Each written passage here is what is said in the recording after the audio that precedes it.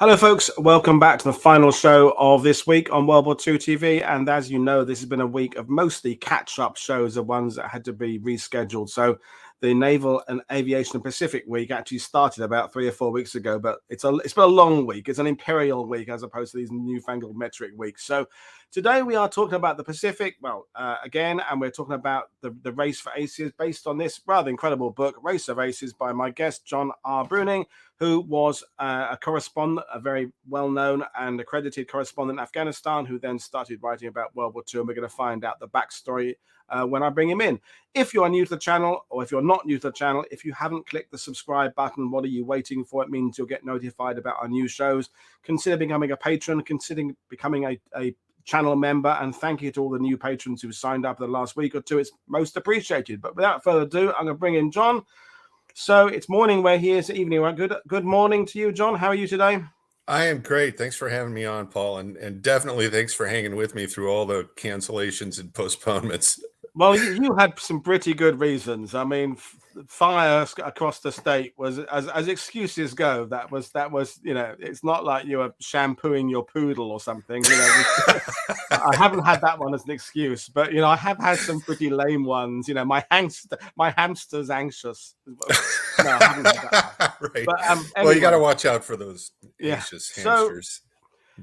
Before we bring up the PowerPoint, I said in the top of the show there, you were featuring and covering modern wars and the parallels between covering the war in Afghanistan and the Pacific campaign couldn't be. Well, there's some similarities, obviously, men in war, but the Pacific, it's the size of the Pacific campaign that always impresses people, just the breadth of the distance. So tell us the backstory about how you went from being a sort of combat correspondent to writing Race of Aces.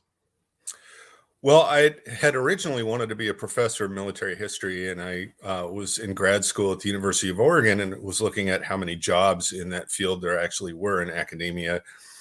And I realized that that was not going to be something that I was going to be able to do.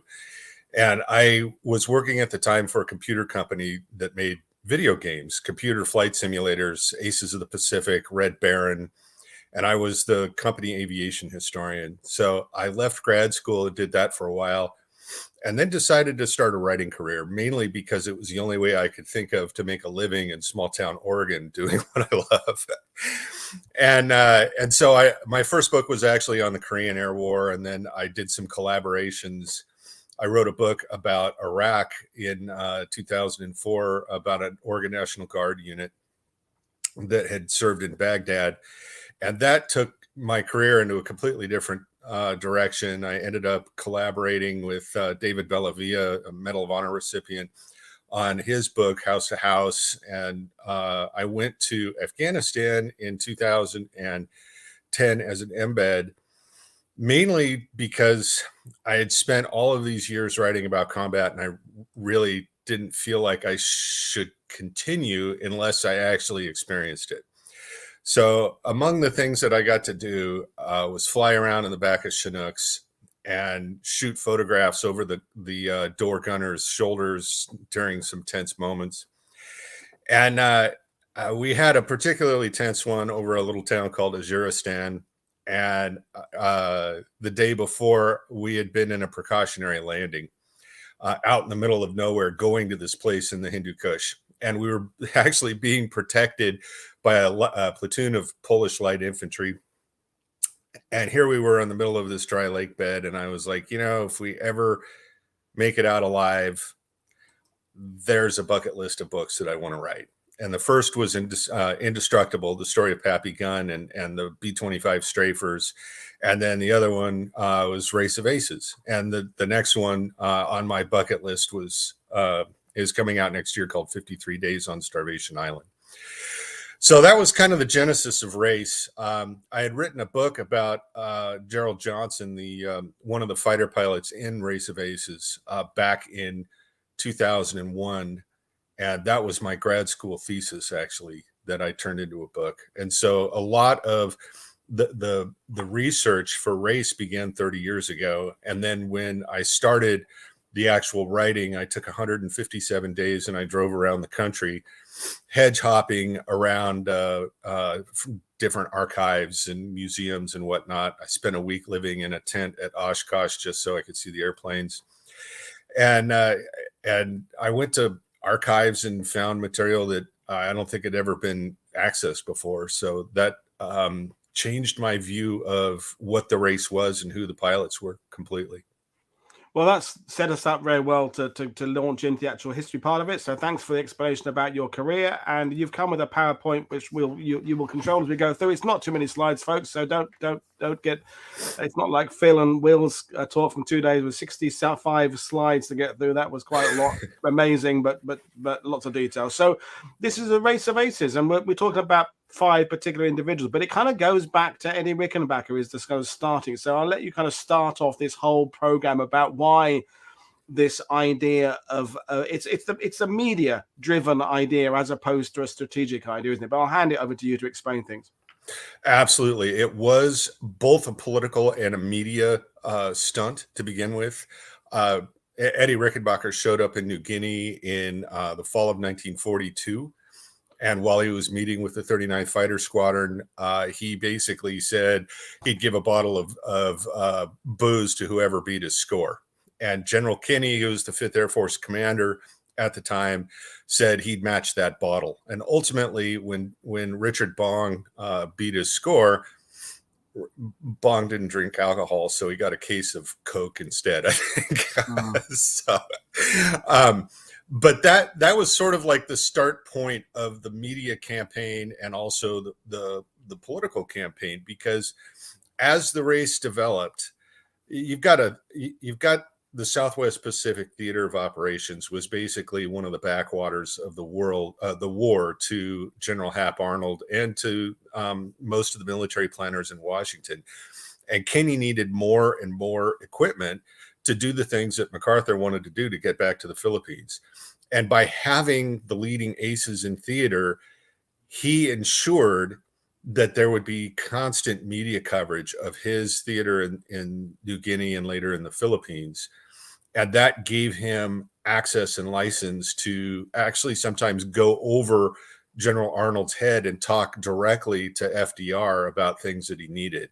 So that's one of the reasons why Neel Kearby in the 348th Fighter Group ends up in New Guinea instead of in the ETO, which is where they were training to go.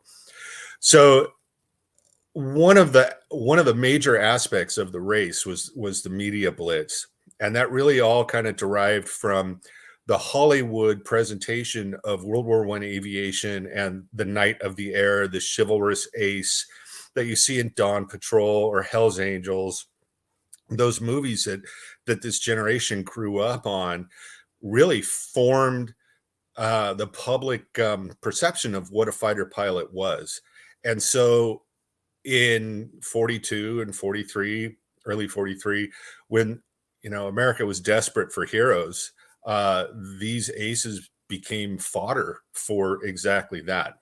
And that's what supercharged the race, was the media frenzy and what that meant to the individual pilots. And it meant different things to the 5 guys that I chronicle in Race of Aces. But the idea that, you could make your career in the military by being the top ace. You could end up with a movie deal, book deal. Essentially, you could write your own ticket when you came home if you were a national hero. And that raised the stakes. And for some of the 5, it transcended the sense of duty that propelled them forward to begin with.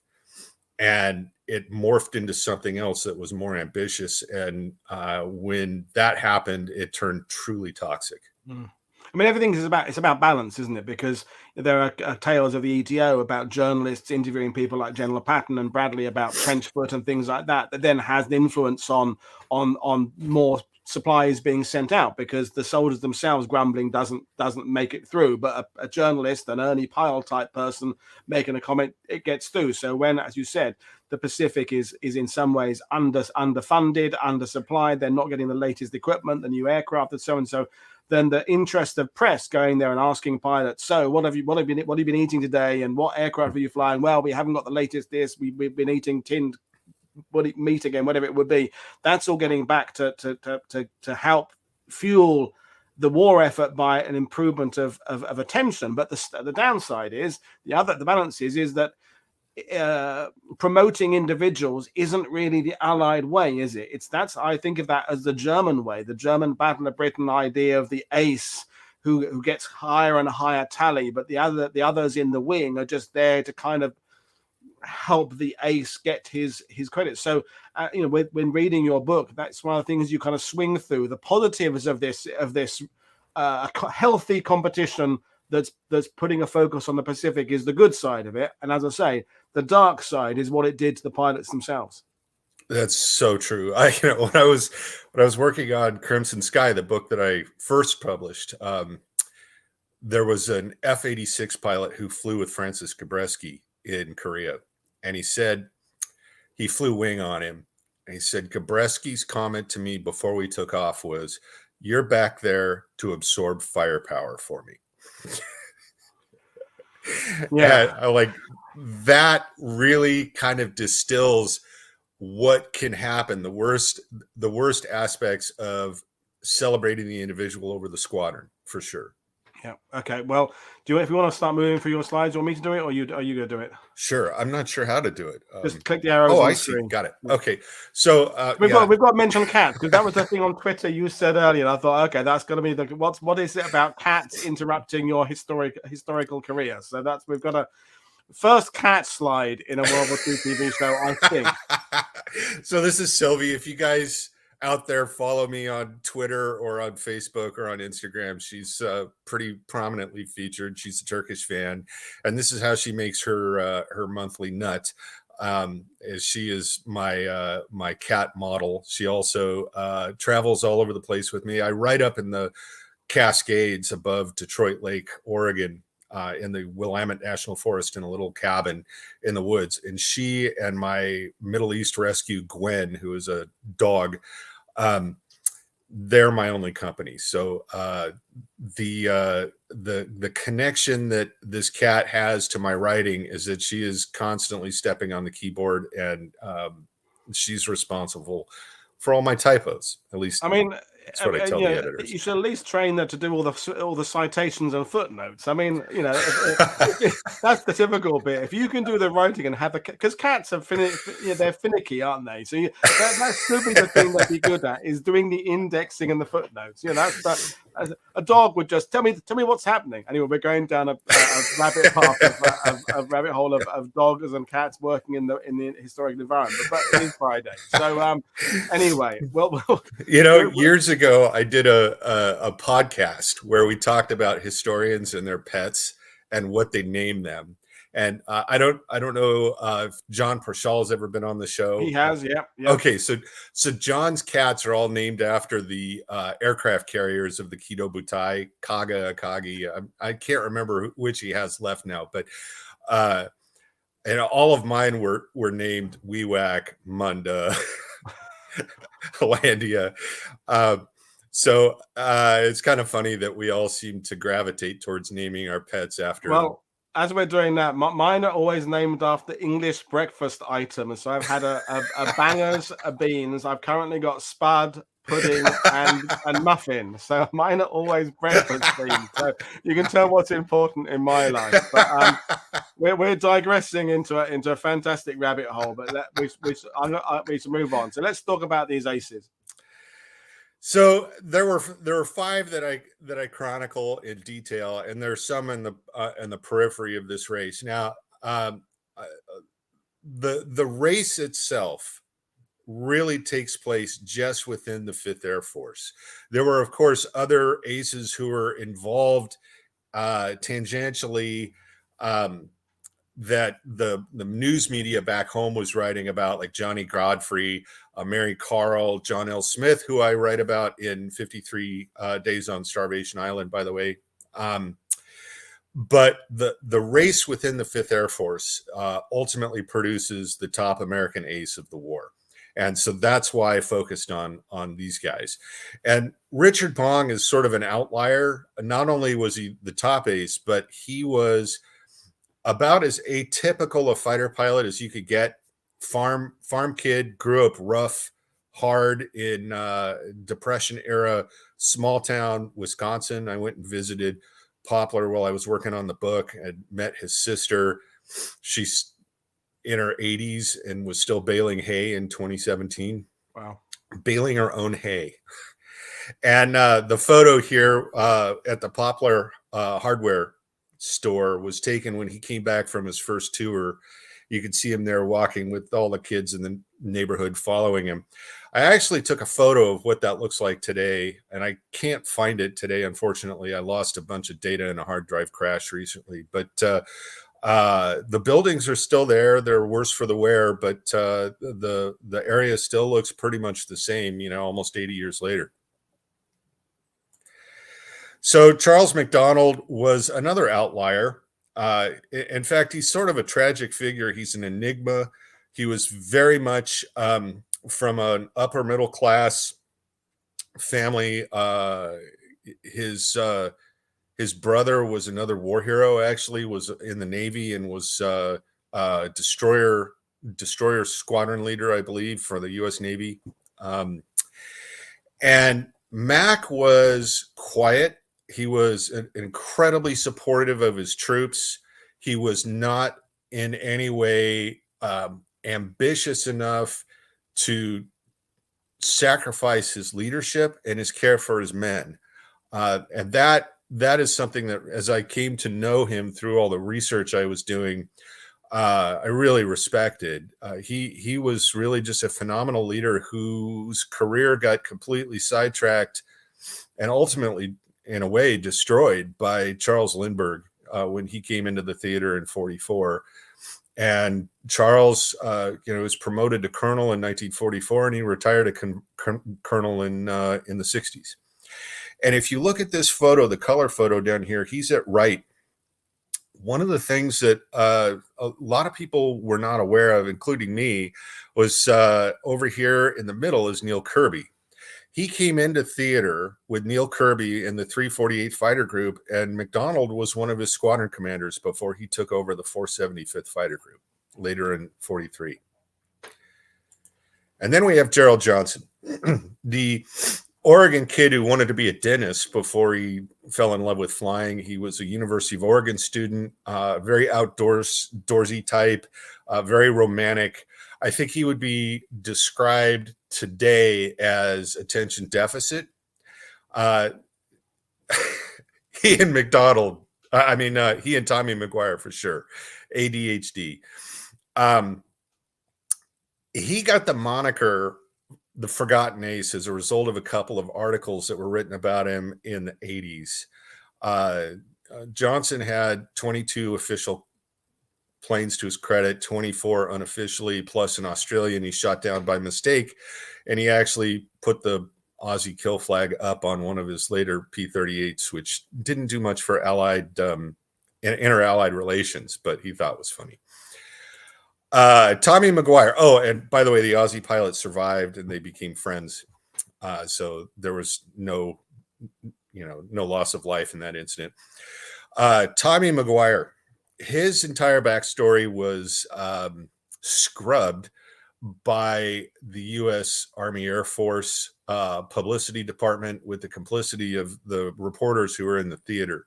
So when you look at where McGuire Air Force Base is today, it's in New Jersey, right? That's where his dad was. That's where he grew up until age 6. But his parents divorced. His mom was part of a wealthy family, manufacturing family. She took her inheritance and decamped to Sebring, Florida, which is actually where Tommy grew up.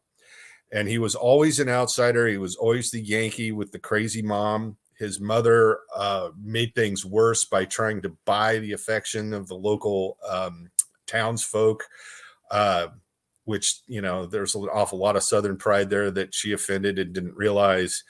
And the story of his life in Florida was essentially whitewashed and by the military press at the time. But he was actually from Florida and almost never saw his dad. And then after the war, his dad really kind of stepped up and became the spokesperson for Tommy's legacy at the expense of his wife, Marilyn, which created all sorts of internal family dynamics. And then we've got Neel Kearby, Texas kid, came from an upper middle class family. From the youngest possible age, this was a man who wanted to be America's ace of aces. As a kid, he created his own files on World War I aces and kept them in binders, and studied and studied and studied. And when he eventually went into the pre-war Army Air Corps, he honed his craft so thoroughly that I don't think there was another pilot in the Army Air Corps prior to 1941 who could beat him in a mock dogfight. He was so good that at times he would be training new pilots and getting on their tails in mock dogfights, and they'd look back and he'd either be smoking or eating an apple or something nonchalant. They're all sweating and like just torturing their bodies trying to get Neel off their tail, and they just couldn't do it. He was an exceptional combat leader. He was an advocate for the P-47 in a theater that hated the P-47, and he was much beloved by his men, for sure. One of the aspects of the race is that all of these guys either flew together or were friends together or were frenemies together. The relationship between Bong and Johnson's at the right on this photo, was exceptionally close through Bong's first tour.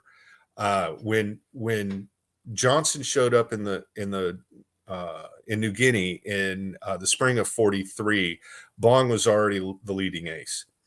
Johnson had done a tour in Alaska with McGuire. And when he and McGuire and another guy who became an ace, Wally Jordan, arrived in New Guinea, they were called the Eskimos because of that.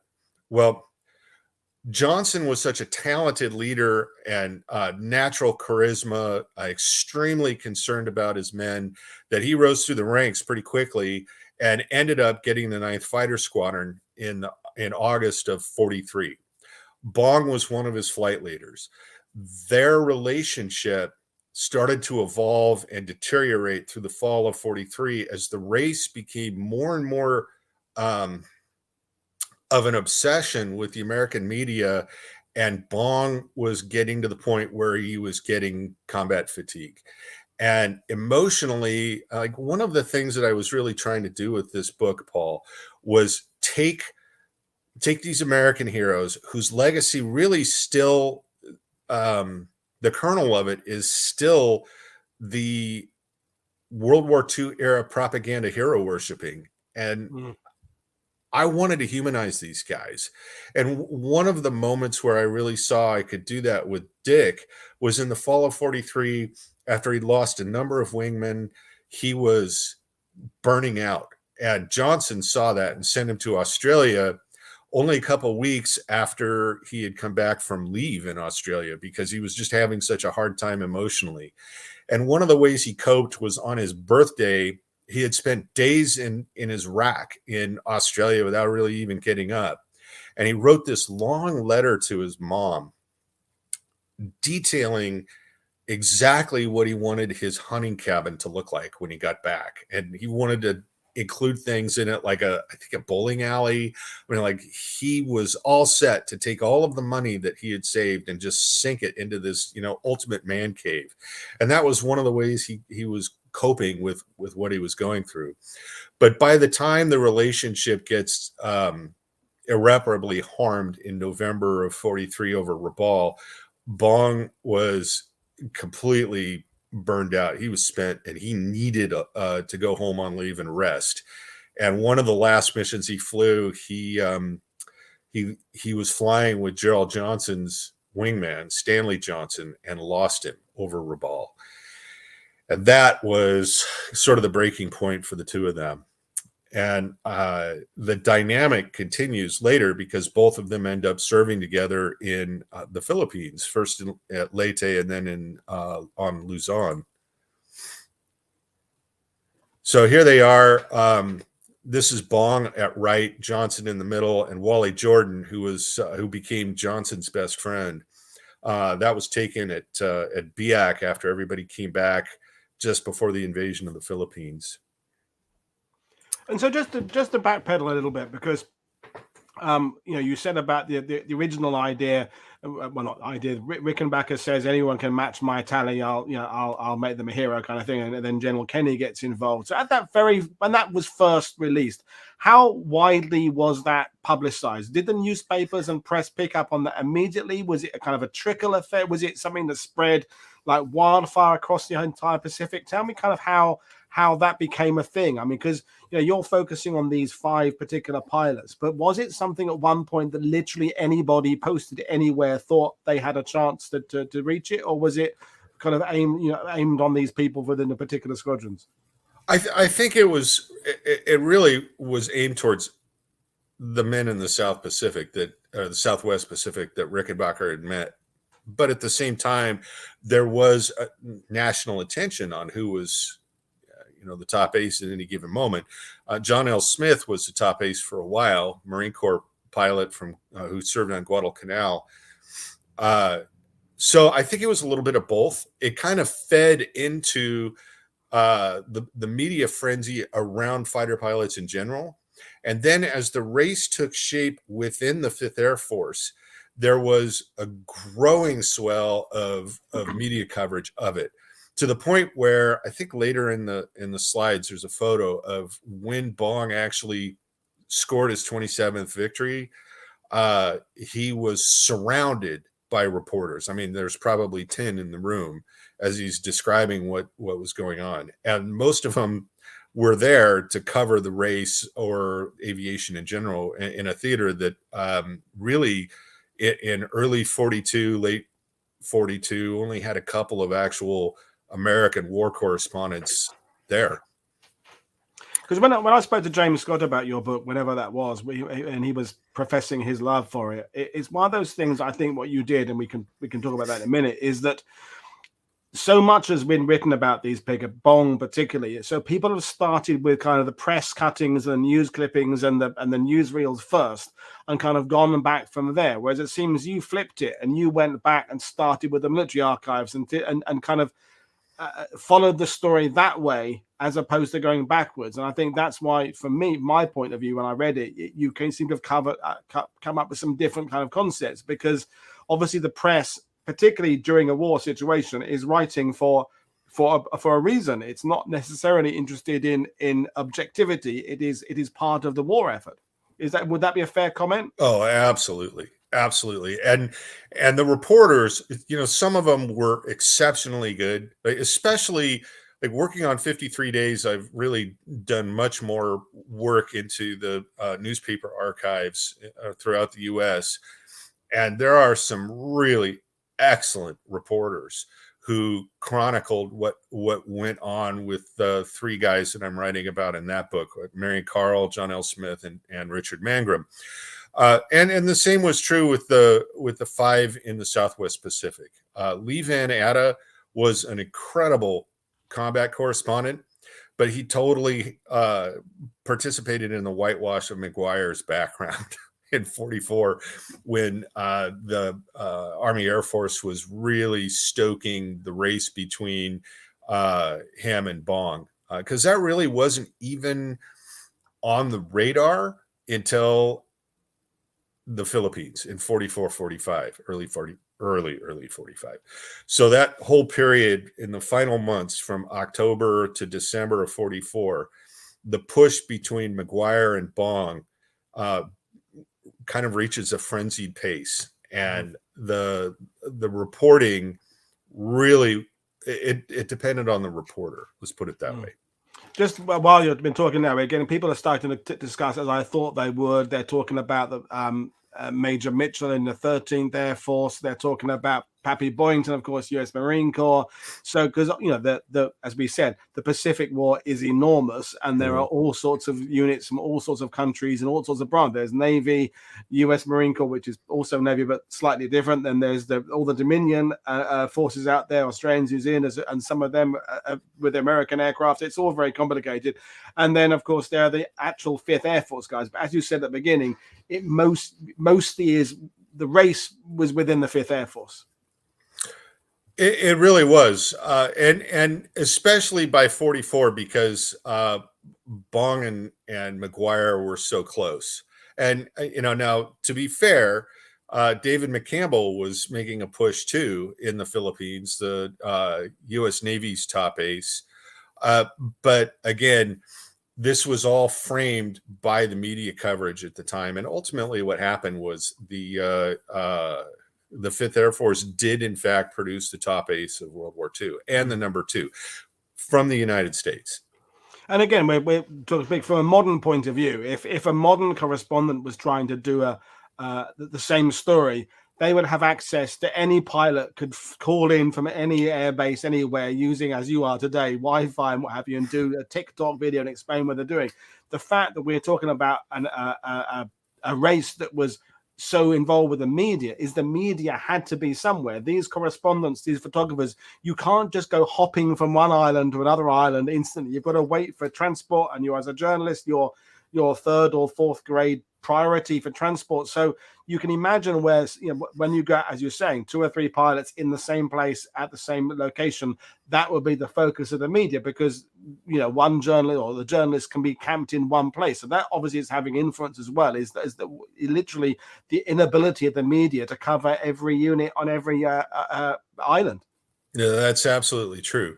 And, bringing up pilots like Pappy Boyington or Ken Walsh, American pilots, again, or John L. Smith, Thatch, all of those guys had plenty of media coverage also. The way that the race was couched and framed in the media within the 5th Air Force was very different. And Kenney was pretty much the driving force of that, because he stoked this. He helped shape the media coverage of it, and he facilitated it. And to the degree that at times common sense was compromised for the sake of the race. And that was not the case in the Solomons or within the U.S. Navy carrier-based squadrons. This was truly a unique dynamic in the Pacific. And, I'm pretty sure it was, I haven't studied the ETO nearly as thoroughly as the Pacific, but I'm pretty sure the dynamic that existed within the 5th Air Force, because of Kenney's manipulation of the race and support of it, made it unique to the ETO situation in the 8th Fighter Command, 9th Fighter Command, and 15th Fighter Commands as well. So tell us a little bit about General Kenney, because he's one of those figures that some people will have heard of and many won't have, because in the Pacific Theater, just recently we've been talking about, Nimitz has come up on Halsey and MacArthur, of course, and Mountbatten. There are enormously amazing characters out there with huge media followings behind them. So someone like Kenney is also part of this effort there. So how much of it is also his? He again, 2 things going on. He wants to get the resources. He wants to get the attention on his Air Force and his to get new equipment, new aircraft, the things they would need. But how much of it is a personal drive for him to push himself up in the publicity stakes as well? Oh, I think that definitely plays a role. Now, I am a big fan of General Kenney. I really consider him one of the great operational leaders in Air Force history. He was an engineer prior to World War I, became a pilot, flew observation aircraft over the Western Front, saw considerable combat. His gunner shot a couple of planes down. And then in the interwar period, he was really a renegade. This was a man who was out of place in a strategic bomber dominated service. In fact, at one point, he actually advocated against purchasing any more B-17s. And while, the strategic doctrine that was, being advocated by the bomber leaders was essentially becoming the nexus of the Air Corps culture, General Kenney was running around commanding the 3rd Attack Group, flying at treetop level, playing with different ideas of close air support and interdiction. I mean, he was a tactical Air Force advocate from the get-go. And so when he was given command of the 5th Air Force, he goes down with he was a rebel. He was a rebel in an Air Corps uniform. And there was, I think, some in the Air Corps who thought that he wouldn't get along with MacArthur and MacArthur would chew him up. But Kenney was a very dynamic, very creative and charismatic individual, and he made friends with MacArthur right away. And that relationship becomes one of the key points of success for the entire operation in New Guinea and later in the Philippines. So Kenney was actually quite brilliant in the way he handled the diplomacy between the services. And then when he saw how few resources he had, this was a man who made the most with what he was given. And he innovated and encouraged innovation from the bottom up, which was very unusual, especially in a very stratified service.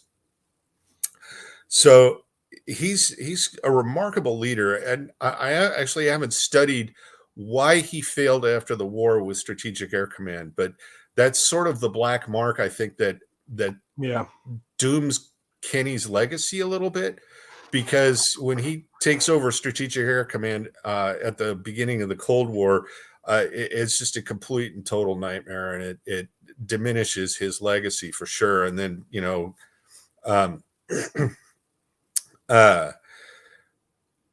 who took over Strategic Air Command after him? Curtis LeMay. Yeah, I was going to say LeMay, wasn't it? Another incredibly, I use charismatic, but complicated person as well. Very much so. And then LeMay totally outshines him, takes over Strategic Air Command, turns it around.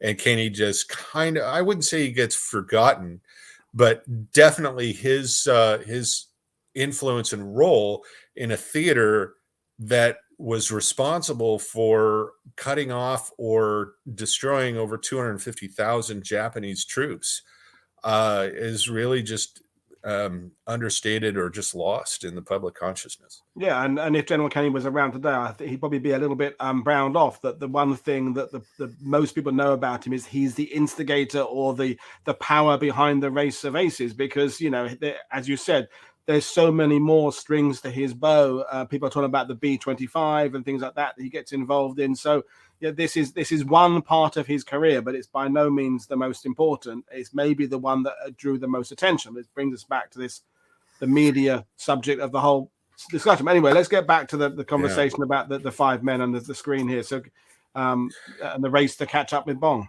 So one of the things that Kirby did once he was up for the Medal of Honor and being considered for it in late 43, Kenney pushed him up to 5th Fighter Command headquarters, where he was fulfilling a couple of different roles. He moved around a little bit. And then the 5th Fighter Command commanding general actually went back on leave to the United States briefly in November of 43. And he didn't get back until January. Well, I mean, this is a period where the cat's away, the mice is going to play, or the mouse is going to play. Kirby essentially hated flying a desk, and he wanted to be the ace of aces. And he had his heart set on 50. So every single moment he could, he would go back to his old unit, grab a couple of guys that were called by the media, his 3 musketeers, and they would go fly missions. And because he was part of the planning process for the missions, he knew where the most likelihood of encountering Japanese aircraft would be. and he would time his not lone wolf strikes, but his hunting missions with his musketeers to arrive just after these strikes hit WWII or a particular Japanese base. So the Japanese interceptors would be coming down to land and would, be low on fuel and ammunition. And then he'd dive down and wade into them. And this is one of the screenshots here, this frame grab from some of his gun camera footage that I found over the years. This was during the period where he was trying to catch Bong and trying to keep Tom Lynch from getting back into theater and running his score up and surpassing him. And Lynch, the secondary sources all say he comes in January or February of 44. He actually came back in late November of 43 from leave. And Kirby, because he was the acting commanding general, sent him back down to Australia through December and January. And then when he relinquished his acting commanding general duties, or commander of the 5th Fighter Command duties in January, that's when Lynch comes back up. So Kirby actually administratively sidetracked one of his rivals for the status of Ace of Aces. And here he is with his 5th Fighter Command staff. I love the shot of him with the phones, because he really hated that desk. He just wanted to be out flying. And now we come to McGuire, who's the most interesting character, I think, of all of these 5 pilots. Super intelligent. I mean, this is a guy who could think five times faster than your average human. He was always 2 steps ahead of anybody he was talking to. He could be holding multiple conversations simultaneously and track everything and drive the people he was talking to crazy. And he was also very arrogant, very brittle when it came to his ego. All of that was a result of his childhood in Sebring. And so he was prickly, and people didn't like him on the ground. Gerald Johnson was a close friend of his, and they retained that friendship to the very end of McGuire's life. But McGuire was sort of a man alone, an island of into himself. And the most important thing that happened to him was when Charles McDonald entrusted him with squadron command, and he embodied the role and the personification of what a good squadron leader would do. Although he was very much obsessed with the race, he never let it interfere with his duties to his squadron and to his men. We had a question from Sharon Whiteley asking about, did the Americans have an advantage of the Japanese because of self-sealing tanks and armor behind the seats and what have you? But I'm going to kind of change it to a more broad one. You talked about the whether or not these pilots are letting their quest to reach their tally affect the kind of the aims of the mission. You were talking about taking off just at the right time when the interceptors have taken down. But was there anything any of these 5 pilots did with their aircraft to kind of increase their possibilities? Was any kind of technical things that any of them did to help with their quest? I think with McGuire, he was the squadron engineering officer before he became the squadron leader, and he understood the P-38 probably more thoroughly than any of the other pilots, and so he was able to eke out a little bit more performance, I think, than any of the other 5.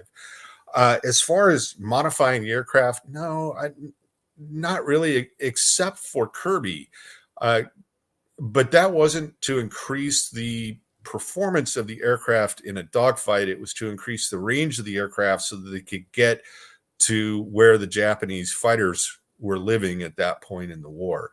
And that started happening in early 1944. And Kenney was really the driving force behind that. And Kirby was all about it too, because he wanted to go wherever the Japanese were. And if you needed more fuel and make the jug even heavier, he was all about it. The pilots, however, were not. There was a lot of resistance to adding additional fuel tanks to the P-47.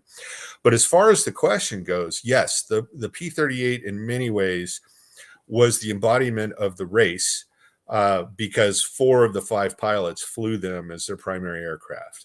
And Kirby actually snuck away and flew some missions with P-38s in August of 43, and actually even flew a Rabaul raid in a P-38 in October of 43.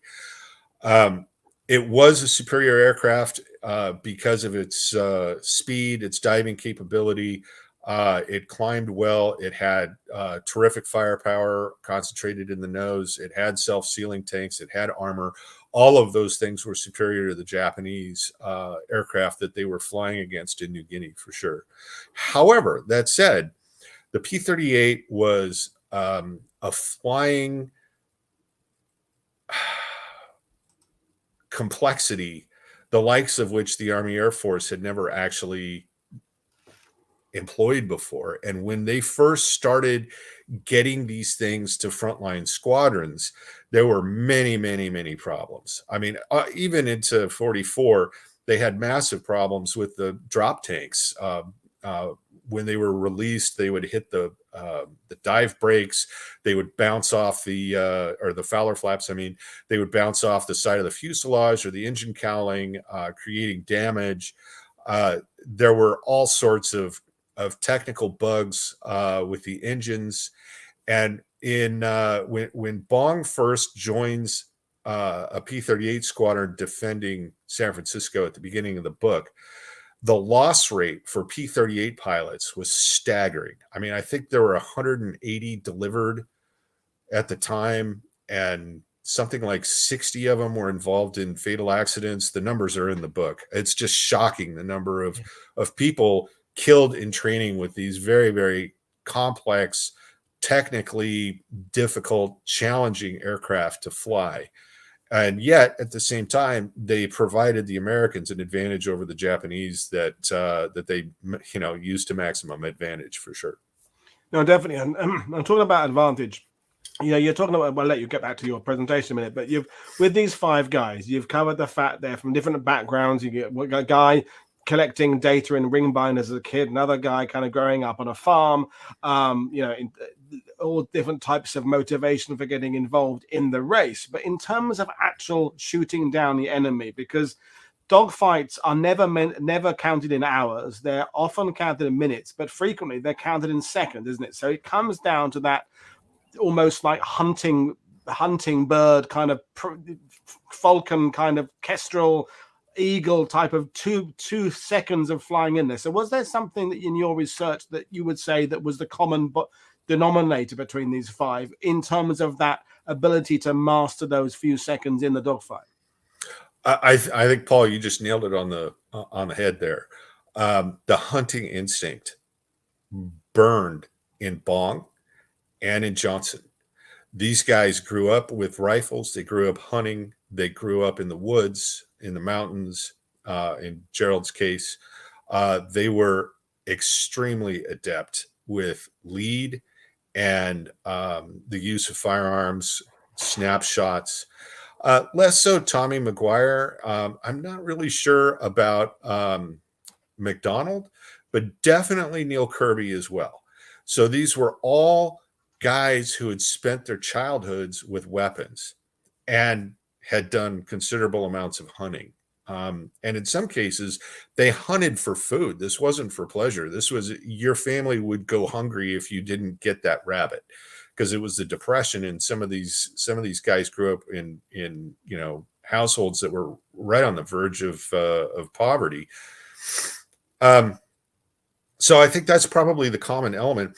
The interesting part about the 5, though, is how different they actually were. I mean, when you look at, you've got your introvert in Charles McDonald, and Bong was definitely an introvert.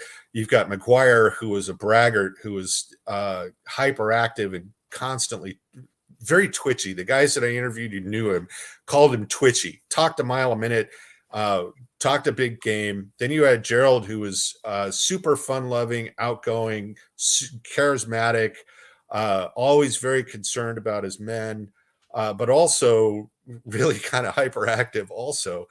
And then McDonald, quiet, reserved, kind of moving behind the scenes to make sure his guys were okay. They all had, really discrete, unique personalities. So the diversity was what surprised me, because I figured there would be more commonalities as to what actually makes an ace. But in a weird way, that those qualities are like opposite sides of the same coin, in that the ones who are kind of shy and reserved, that suggests kind of a solo kind of way of thinking. You're on your own, you're isolated. And the hunters, also hunting is also very solo. Is you, as you said there, you must get food for the table. You can do group hunting, but really hunting is a solo thing. I'm thinking of the Finnish snipers and things like that of legend. It's not a team game, it's a solo game. So I suppose the introverted ones and the outgoing ones, there is a commonality in the sense that they probably like working on their own. Would that make sense? That is absolutely correct. I mean, when you look at some of the things McDonald did, he would go out in small units. But Bong actually flew solo missions, lone wolf missions, like something you would have seen on the Western Front in 1916. With Charles Gunnemer or Nungesser. He actually did that in New Guinea, and he did it after Tom Lynch was killed in front of him. Tom Lynch was his best friend by, early 44. They hunted together. They would go out as a hunting duo. And after Lynch got killed strafing a Japanese vessel, and Bong witnessed it, he did go out a couple times after that, according to his Form 5, his flight log, on solo missions. I find that just extraordinary for World War II, because from the get-go, the Army Air Force tried to inculcate that survival in the air really depended on teamwork. Yeah, I mean that's a World War II TV theme really is kind of everybody's winning the war by working together, and the logistics people are as important, as integral than those who are fighting the dive bombers, and the guys breaking the codes at Bletchley Park are as important as the foot sloggers trudging through the Hurtgen Forest. So this idea of promoting individuals is in some ways not the Allied way. It's getting back to that point we made earlier about the Luftwaffe. It's kind of very much a Luftwaffe thing, but it's fascinating that and obviously, folks, with the book of 500 plus pages, there's a lot more detail than we're going into. Man, I do urge you to go and get a copy if you haven't already. It's an amazing book. And if James M. Scott says it's good, and I say it's good, that's two reasons to go and get it. But anyway, let's go back to your slides in the presentation. So these are just a couple more photos of Tommy. The Eskimos here on the right. There's Johnson, there's McGuire, and there's Wally Jordan, who followed Johnson through the ranks in the 49th Fighter Group. So when Johnson moved up to Group HQ, Wally took the 9th Fighter Squadron over, and then eventually took the group over when Johnson moved up to 5th Air Force headquarters in the summer of 45. These guys were the Eskimos. And this photo of Tommy McGuire in color, by the way, came out of Gerald's album, one of his photo albums. So here's General Kenney with Maryland awarding Tommy's Medal of Honor to Maryland posthumously after the war. At left is Tommy's dad. The relationship between the two of them went south, and that was a major factor with Maryland kind of being alienated from the Air Force for years and years and years after the war. Here's Johnson and Eugene, his sweetheart, Barbara, who was actually a part of my wedding party in 1993. Wonderful woman. They're 37 Plymouth. I mean, again, this is a small town kid. He was very proud of his 37 Plymouth. Totally in love, head in the clouds, romantic. I mean, like writing poetry kind of romantic. The relationship that he had with Barbara essentially colored the rest of her life after he died. And that was one of the other things I wanted to explore in Race, was how the loss of all of these guys out of the five, four were killed. how this affected the families. And with Kirby's family, it destroyed their entire socioeconomic future. Virginia became an alcoholic, his wife, his widow. Barbara suffered enormously as well. Marge remarried and remarried poorly the first time. She was a victim of domestic violence. At least I suspect that. She divorced pretty quickly after that. Jack Benny actually gave her a job as an usher for his radio show for a while. It's a remarkable story of, generational damage. Once you lose, a national hero and an icon who is a member of your family, the family suffers not just for, your grieving period. It suffers generationally for sure.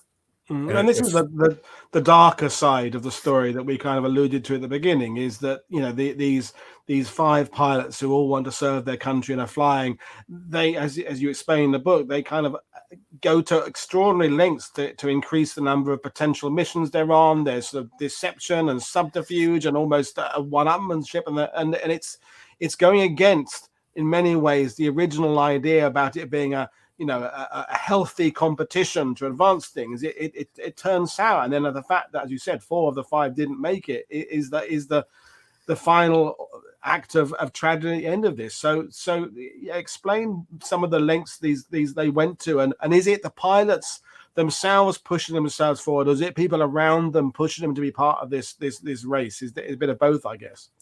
I think it was, but I think more leaning towards the internal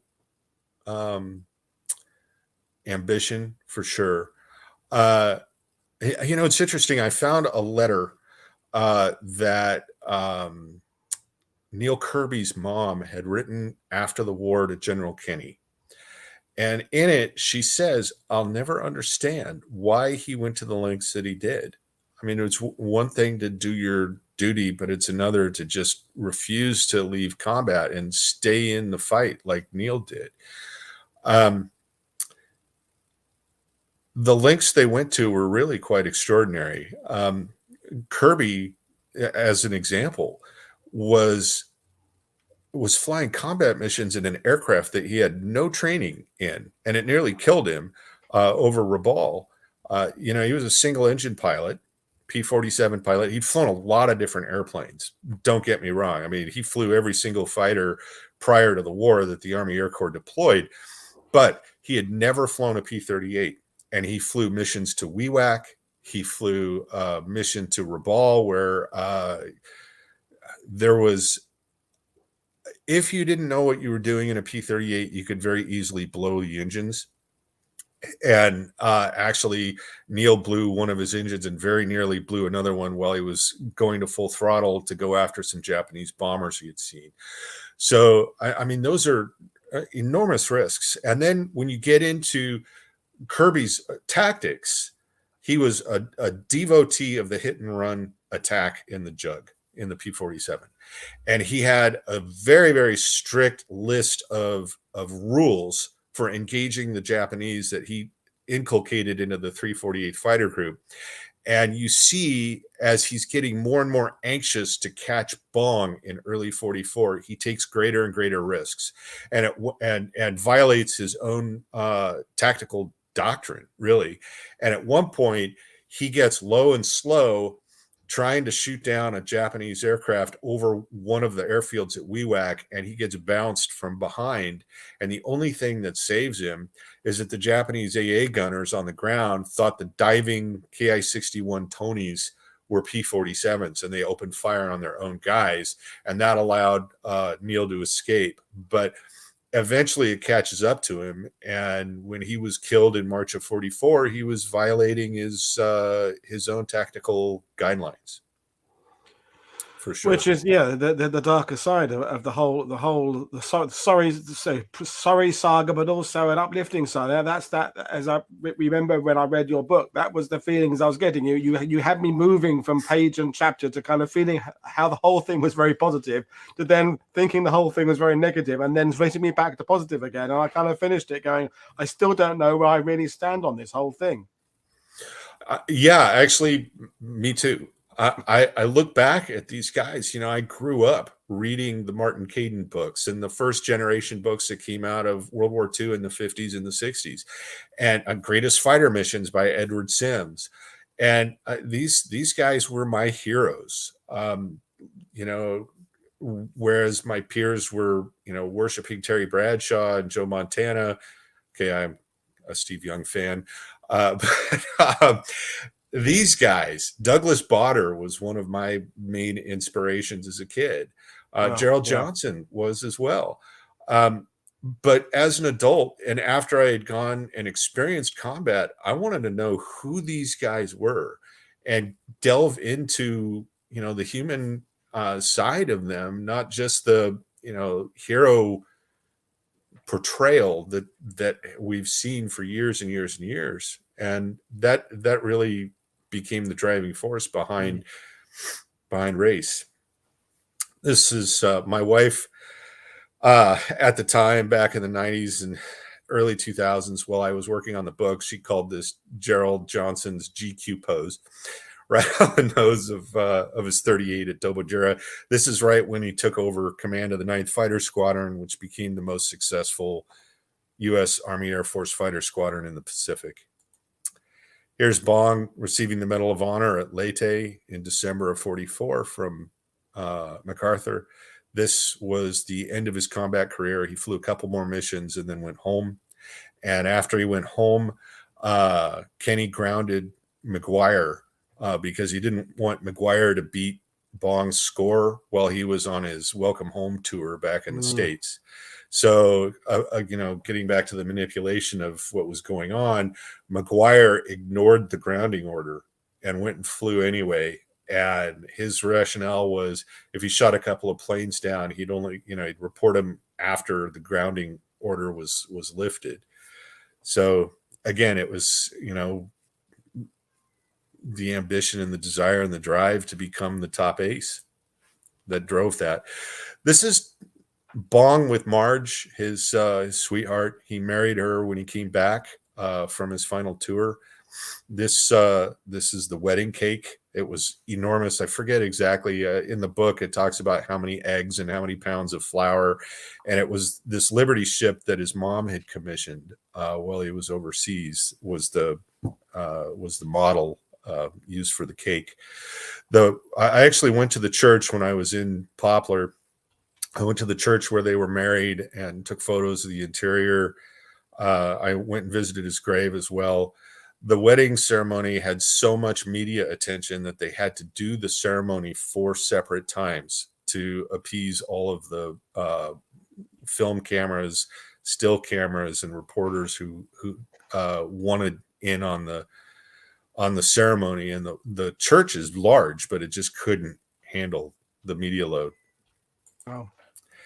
And then to give you an idea of just how famous Richard Bong was once he became the ace of aces, this is the LA Times the day after the atomic bomb was dropped. And look at what the headline is under the main one. Bong was right up there with the atomic bombing of Japan. I mean, that's how big of a hero he was. No, extraordinary. There's Marge after Dick had died with Jack Benny. And that's the book. Well, I mean, brilliant stuff. And obviously, as we said earlier, I mean, we can't possibly condense everything you put in the book into a one show on World War II TV. But my final question is really going to be is, because, you wrote it 2 or 3 years ago now? 2 or 3? Yeah, I came out in 2020, right as the pandemic swept the world. But you said basically it was a 30-year project that finally came to fruition. But now you've had a chance to sort of reflect on the fact that it's been out there and people have read it. What do you think the legacy is of the race, and is it the same now as when you finished off sending in the manuscript 3 years ago? I think the legacy is when you inject media, when you inject the potential of personal economic benefits into duty and service to your country, you get a very, very dangerous dynamic.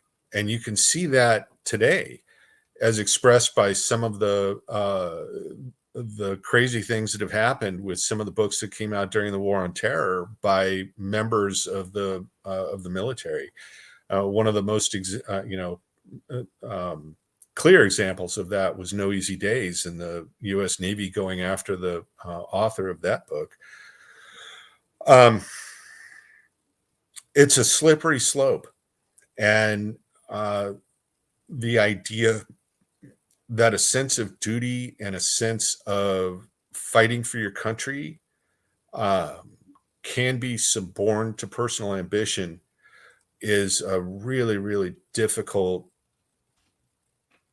reality to manage, and also to kind of wrap your head around, because where is the line? Yeah, for no, sure. definitely. And people are saying that you've convinced people to go and buy the book. And one of the questions we got, and I mean, we'll leave it as our last one, is Hey, thank you, everybody. About the research and finding stuff in the archives that hadn't been found before. But if you could have one of these 5 round to dinner to sit and talk to, which of the 5 would it be, or was it like asking you which is your favorite cat? I'd have to say Gerald Johnson. I knew his family. I was working on Aces of the Pacific, the flight simulator, back in 1992. I was in grad school. My original master's thesis topic was on naval aviation training prior to World War II, which is how I met Marion Carl, who was a Marine ace, first Marine ace. And I realized while I was doing the research that Gerald was from Eugene. I was at the University of Oregon. He was a U of O student. I went through the cemetery records on his brother, his twin brother, and found his youngest brother, Art, worked less than 4 or 5 blocks away from me in downtown Eugene. So I showed up at his law office summer of freaking 92 wearing tennis shoes that were so battered the soles were flopping around, and I was wearing shorts and a t-shirt. I walked into Art's law office, and the receptionist stared at me. It was like, "Can I help you? Do you need a quarter?" Mm-hmm. I said, "Yeah, is Art Johnson related to Gerald Johnson?" He said, "Oh, Jed, yes, he'll want to talk to you for sure." And Art just passed a couple of months ago. Barbara passed in Gerald's widow passed in 2012. I was friends with Gerald's son. So yeah, I would love to sit down and talk with him for sure. Well, that's a brilliant thing. And then the final thing is, when you come back on when your Guadalcanal book is finished, because we love talking about that campaign on this channel. I would love to. This has been one of the most difficult projects that I've ever worked on. And yet at the same time, the amount of new material that I have been really lucky to develop as a result of the families who were part of VMF 223 and VMSB 232. Without their help, there's no way I ever would have been able to write this book. And it's a real reevaluation of the first dangerous weeks on Guadalcanal. It's part of a revolution. I mean, I've done a few things there. I had Damon Stout and Henry Sledge on talking about their work on Peleliu and Guadalcanal. It seems to be a kind of a shift in attention from perhaps the Navy aces on the carriers. I think has been somewhere the media has been interested in for a long time, going now to the guys on the islands and Guadalcanal particularly. So it's good. There's when people say surely there's nothing new to write about World War II. I have a kind of an hour-long response as to why there's lots of things that we still be debating about in World War II and reassessing and going back and looking at things a different way. So well, there we are. I'll just take you off screen for a second to tell people we've got coming up next week, and I'll bring you back in a second to say goodbye. So, folks, nothing of the weekend. Then Monday, we've got 2 shows coming your way. Alan Allport is coming on in the afternoon to talk about his incredible book, Round Off and Bloody Minded. And then a couple of hours, 3 hours later, Mary Louise Roberts is coming on to talk about Sheer Misery, her book about the US and British and Canadian experience in the EDO. And then Al Murray's on Tuesday, and then hopefully Jeffrey Cox on Wednesday, and lots more shows coming your way. So as always, keep sharing what we're doing on social media. I will hold up a copy of the book one more time, and there's a link to purchase it in the description below, or you can get it at whatever your favorite bookshop is. But I will bring John back in to say, basically, you can enjoy the rest of your Friday. I can go and have a whiskey because it's whiskey o'clock here, but a bit too early for you. But you have done a media gig, so I'm going to let you have a drink if you want one. Hey, thanks, Paul. I'm actually turning and burning, going right back up to the cabin to try to finish 53 days. But one last thing I wanted to say was very rarely do I come across a book that changes my perception on something so dramatically as Black Snow. Yeah, James Scott's book Black Snow is one of the greatest works of history that I have seen come out on the Army Air Force in years. It's fabulous. Yeah, no, it's, and Rampage was great, and his Target Tokyo book was great. It's like he's like the Beatles in that, but the Beatles never did top Sergeant Pepper. Is James Scott keeps doing a Sergeant Pepper volume 2 that ends up being better than you think. Well, he can't get better than that one. Oh, it's better again. So the problem is where does he go from here? Because he's incredible writing output. His books are just they cover kind of subjects that have been covered before, but he hits them from such a refreshingly fantastic new angle, and that's why we can't get enough of James Scott. So brilliant. Right, thanks a lot for having me. No, thank you for coming on. So there we are, folks. We'll see you all after the weekend. So thank you very much for watching. This is Paul Woodhead from World War II TV saying enjoy the rest of your weekend. Cheers, everybody. Bye.